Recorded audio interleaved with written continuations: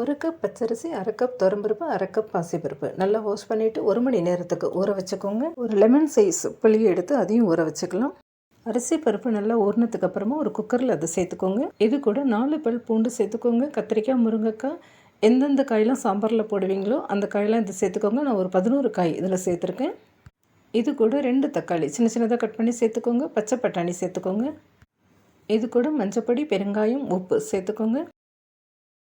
நான் already 4 class தண்ணி சேர்த்துருக்கேன். இன்னும் 2 கிளாஸ் தண்ணி சேர்த்துக்கலாம். இதனால் மிக்ஸ் பண்ணிவிட்டு குக்கரை மூடி ஒரு 4 விசில் வர வரைக்கும் வேக வச்சுக்கோங்க. ஒரு கடாயில் 3 ஸ்பூன் எண்ணெய் சேர்த்து எண்ணெய் சூடானதுக்கப்புறம் 1 ஸ்பூன் கடுகு, 1/2 ஸ்பூன் ஜீரகம் சேர்த்துக்கோங்க.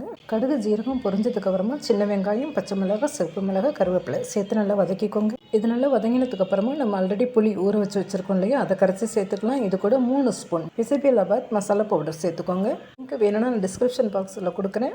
முந்தின வீடியோவில் இதோட ரெசிபி இருக்குது, பார்த்துக்கோங்க. மசாலா நல்லா கொதித்து பச்சை வாசனை போனதுக்கப்புறமா குக்கரை திறந்துட்டு ரைஸ் கூட இந்த மசாலாவை சேர்த்துக்கலாம். மசாலா சேர்த்து நல்லா மிக்ஸ் பண்ணிக்கோங்க. ஒரு சின்ன பீஸ் வெல்லம் சேர்த்துக்கோங்க. கொத்தமல்லி இலை சேர்த்துக்கோங்க. நல்லா மிக்ஸ் பண்ணிவிட்டு பொரிச்ச அப்பளத்து கூட சர்வ் பண்ணுங்கள். அருமையான பிசிபெல்லாபாத் ரெடி ஆகிடுச்சு. ட்ரை பண்ணி பாருங்கள்.